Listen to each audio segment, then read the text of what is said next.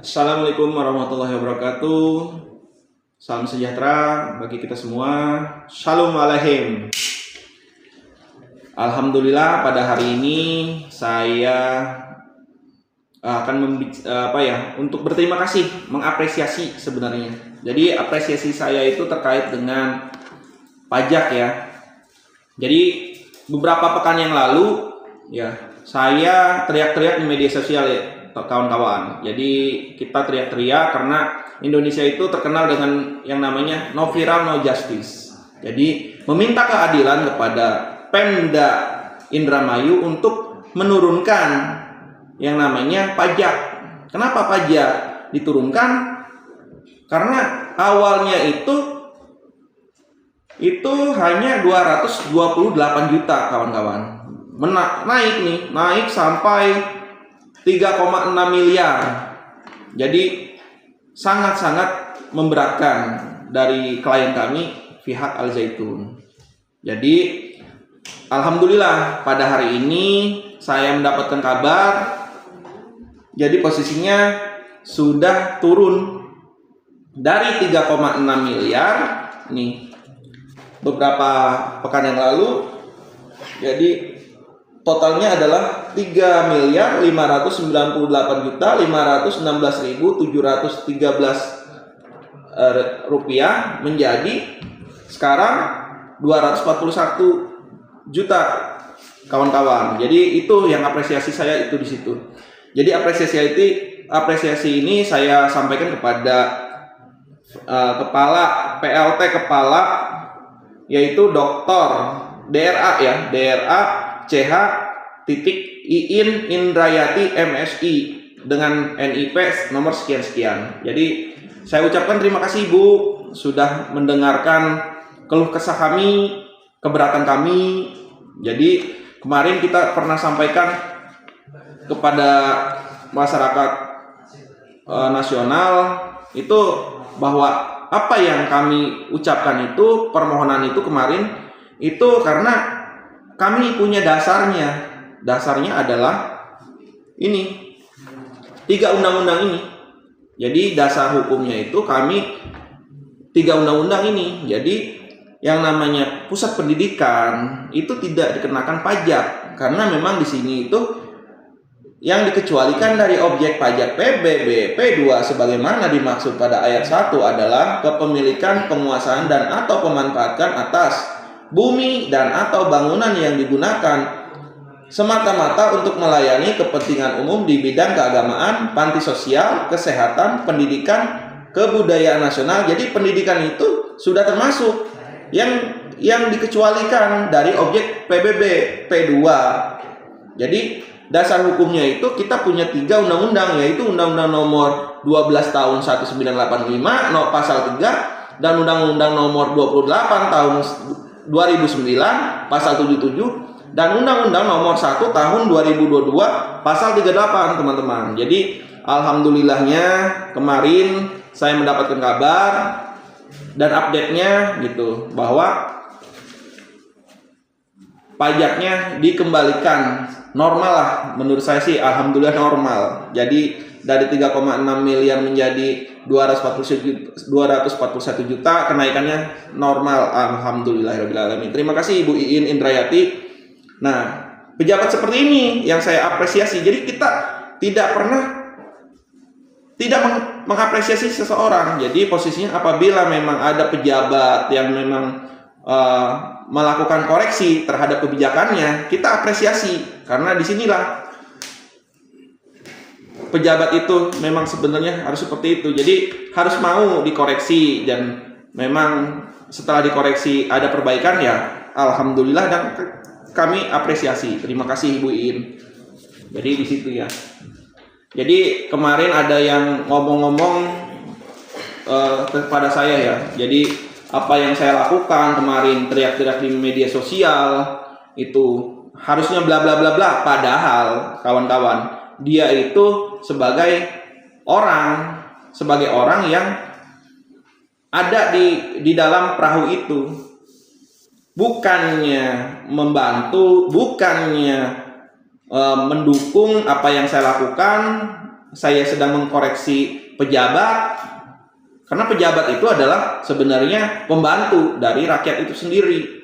Kalau ada rakyat mengadu kepada lawyer dan lawyer menyatakan di media sosial, itu bukan karena kepentingan pribadi, tidak ada kawan-kawan. Jadi saya tidak ada kepentingan pribadi ataupun opini pribadi, tidak ada kawan-kawan. Jadi saya hanya membacakan terkait dengan undang-undang, ada dasar hukumnya dan posisinya ya sesuai dengan amanat undang-undang, yaitu Undang-Undang Dasar pasal 31 alinea keempat. Jadi mencerdaskan kehidupan bangsa, yang mana di dalam tujuan bernegara itu dapat disimpulkan bahwa sebagai tujuan perlindungan, kesejahteraan, pencerdasan. Jadi di sini itu tujuan negara Republik Indonesia didirikan itu adalah pencerdasan dan perdamaian. Jadi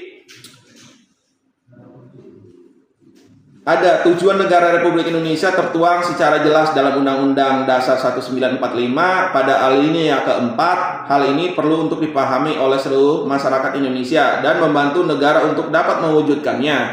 Tujuan negara Republik Indonesia dalam Undang-Undang 1945 berbunyi, kemudian daripada itu untuk membentuk suatu pemerintahan negara Indonesia yang melindungi segenap bangsa Indonesia dan seluruh tumpah darah Indonesia, dan untuk memajukan kesejahteraan umum, mencerdaskan kehidupan bangsa, dan ikut serta melaksanakan ketertiban dunia yang berdasar kemerdekaan, perdamaian abadi, dan keadilan sosial. Jadi memang inilah dasar-dasar yang saya bacakan kemarin. Jadi bukan opini pribadi ataupun sok pinter, tidak. Saya bicara itu berdasarkan data dan fakta saja. Jadi bukan hoak. Jadi gak mungkin kalau saya posisinya hoak. Kenapa? Saya bisa dijerat undang-undang kawan-kawan. Jadi saya juga ngeri dong posisinya. Saya bisa diadukan. Enggak. Saya juga sama punya keluarga. Gak mungkin posisinya saya memberanikan diri berbicara bicara kepada orang lain, tapi membahayakan diri saya sendiri karena saya melakukan hoax. Tidak, saya juga punya dasar hukumnya, saya juga punya faktanya. Itu jadi kemarin apresiasinya seperti itu terkait dengan pajak. Alhamdulillah sekarang yang dari 3,6 miliar menjadi 241 juta. Alhamdulillah, terima kasih Bu Iin, Kepala Dispenda Kabupaten PLT Indramayu, yang sudah mengabulkan. Nanti mungkin hari Rabu atau Kamis saya silaturahmi ke tempat Ibu terkait dengan permintaan untuk surat penyampaian SPPT PBB P2-nya tahun 2024. Jadi memang sudah ada perubahannya di PBB ini, cuman kita masih belum mendapatkan yang namanya surat lampiran terkait dengan penyampaian SPPT P2-nya. Jadi ininya sudah diganti, PBB-nya yang lama dengan yang baru sudah diganti.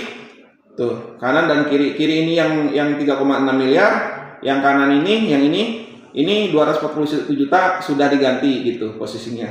Nah, tinggal surat dari Dispendanya nih, Badan Pendapatan Daerah Pemerintah Kabupaten Indramayu. Yang ini yang belum diberikan, maka hari Rabu atau Kamis saya silaturahmi ke kantor Bupati ataupun ke Dispenda Kabupaten Indramayu. Terima kasih ya. Untuk pajak, alhamdulillah pada hari ini, walaupun kemarin ada yang mengkritik saya kenapa teriak-teriak di media sosial, ya saya hanya melakukan apa yang klien keluhkan, itu aja. Kita memang teriak-teriak di media sosial, ya itu. Dan kedua, mohon maaf, ini terkait dengan pupuk ya, pupuk kawan-kawan. Jadi di Indramayu itu ini ada yang namanya kelompok tani tanaman pangan, yaitu dari namanya Karya Mekar, dari Kecamatan Gantar, Desa Mekarjaya. Jadi komoditas itu padi. Kiosnya itu Baiti Tani, yang mana data ini itu ada 321 petani yang menggarap lahan milik Mahad Al Zaitun. yang mana 321 petani ini satu pun tidak mendapatkan pupuk subsidi. Pupuk subsidi itu kalau posisinya harga subsidi pupuk Korea itu per kintal hanya 245.000 dan NPK Ponska itu hanya 250.000. Sedangkan kalau memakai tidak subsidi seperti Netrea yang kemarin, jadi satu musim tanam kemarin, Dinas Pertanian Indramayu tidak memberikan mengalokasikan ataupun menyalurkan pupuk untuk kelompok tani Mekarjaya. Kelompok tani Mekarjaya, Desa Mekarjaya yang namanya Karya Mekar, yang kiosnya itu penyalurnya adalah Baiti Tani. Jadi satu kali tanam itu tahun 2024 itu kemarin dari Januari, baru panen itu sekarang ya, bulan Mei, bulan Juni, April udah mulai panen, sampai hari ini pun belum selesai panen. Itu kelompok Karya Mekar tidak mendapatkan pupuk subsidi, kawan-kawan. Jadi Dinas Pertaniannya itu tidak memberikan. Ya, kemana? Tolonglah, kalau misalnya memang tidak ada, ya kemana? BPK tolong dicek tuh, karena memang itu ada alokasinya dan memang itu anggaran dari pemerintah pusat ya, yang dari Dinas Pertanian, bukan Dinas Pertanian, tadi Kementerian Pertanian. Jadi Presiden sendiri yang mengalokasikan dana untuk pupuk subsidi itu. Jadi apabila posisinya petani itu tidak mendapatkan pupuk yang subsidi, itu sangat mahal. Jadi NPK yang non subsidi itu harganya 1.100.000 kawan-kawan. Dan urea itu kenanya 750.000. Jadi hampir 4 kali lipat dari subsidi. Jadi kalau urea subsidi itu 245.000, ini urea yang Nitrea ataupun yang tidak subsidi itu kena 750.000, 3 kali lipat kawan-kawan. Dan untuk NPK 4 kali lipat, karena kalau yang posisinya ini NPK Ponska itu hanya 250.000 per kintal.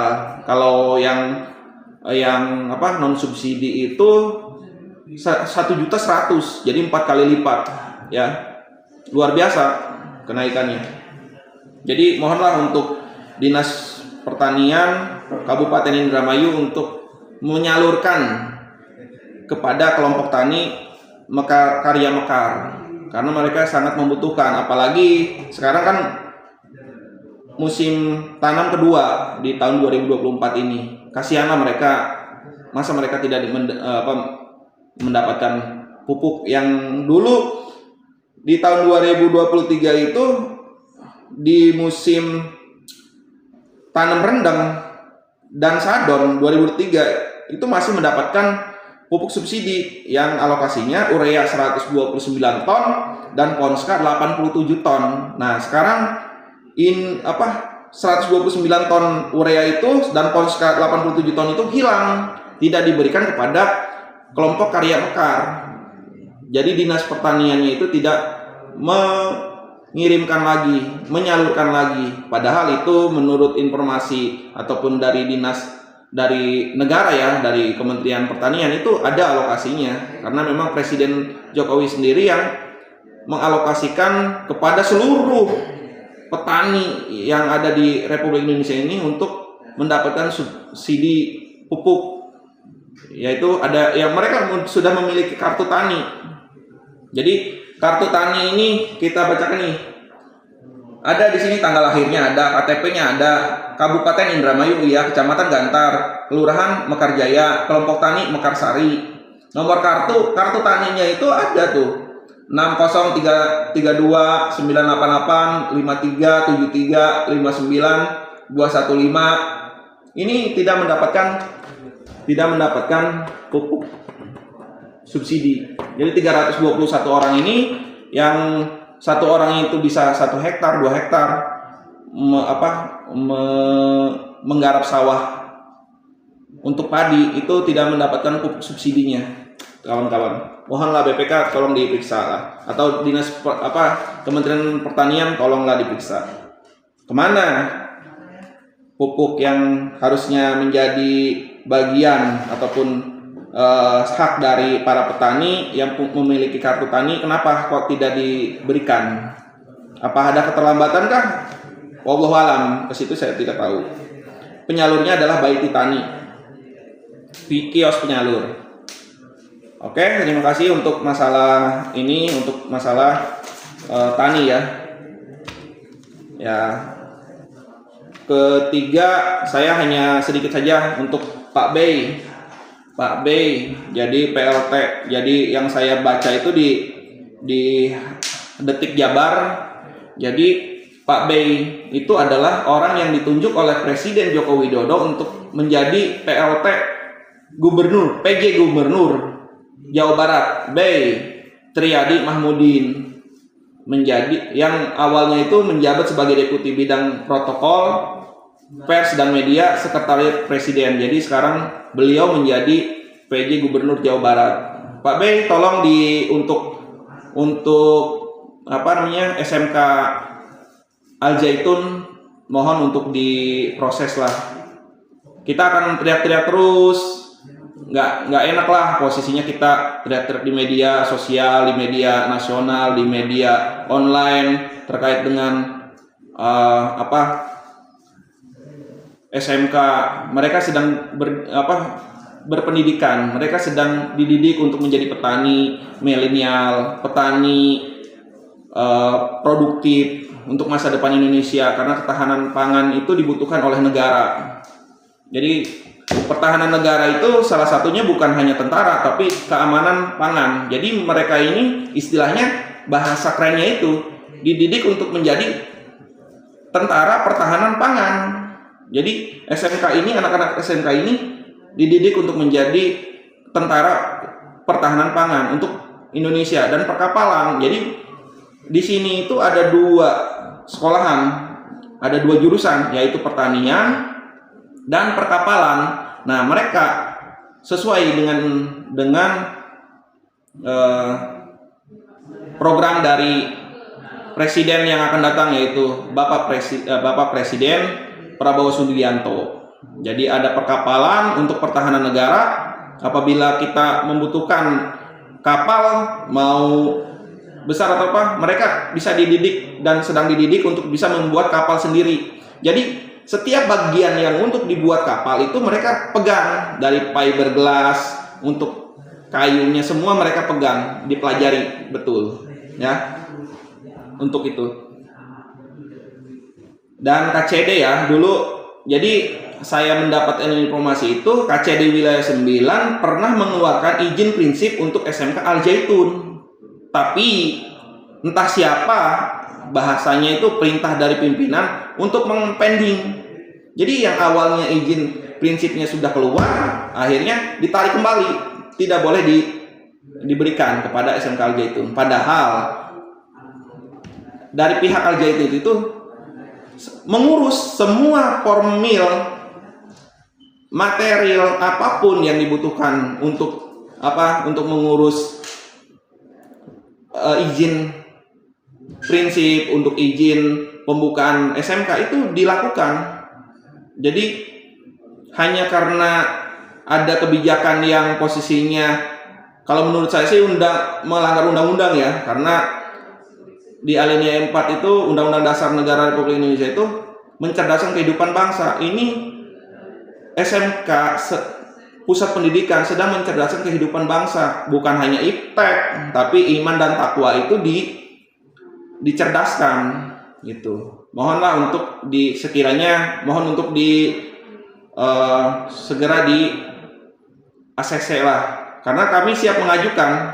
Jangan sampai nanti bahasanya nanti kapan? Ini sudah 2 tahun Pak, masa izin saja untuk sekolahan bertahun-tahun Pak?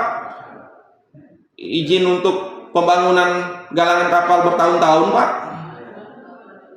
Kemana saja pejabat-pejabatnya? Apa lagi tidur? Lagi ngorok? Izin prinsip, izin pendidikan saja bertahun-tahun di Republik Indonesia luar biasa. Padahal kita ini sebagai masyarakat Indonesia, itu tujuan negara Republik Indonesia sesuai dengan Undang-Undang Dasar 1945 alinea 4 itu yaitu apa, teman-teman? Jadi pencerdasan dan perdamaian, tujuan inilah yang nantinya menjadi sebuah pedoman dalam penyusunan serta mengendalikan alat perlengkapan negara. Jadi untuk pemerintah Indonesia itu melindungi segenap bangsa Indonesia dan seluruh tumpah darah Indonesia, dan untuk memajukan kesejahteraan umum, mencerdaskan kehidupan bangsa, dan ikut serta melaksanakan ketertiban dunia yang berdasar kemerdekaan, perdamaian abadi, dan keadilan sosial. Jadi sangat jelas ya, di dari tujuan negara itu sudah ada. Jadi sesuailah, pendidikan itu pencerdasan kehidupan bangsa, dan untuk pembuatan kapal pun nanti kalau misalnya anak-anak didik ini bisa membuat kapal untuk kapal perang sekalipun, ya, karena besar gitu. Ya, itu saja yang bisa saya sampaikan. Terima kasih. Izin mohon di ini kan, dan jalan untuk Bupati mohon untuk jalur Gantar Gate Utara Al Zaitun itu mohon untuk dibangun lah. Kasihan bertahun-tahun jalan hancur seperti itu, Ibu. Mohonlah untuk perbaikannya. Kasihan mobil LQ Indonesia Lopom aja yang Lexus LX itu nyangkut di sana, Bu.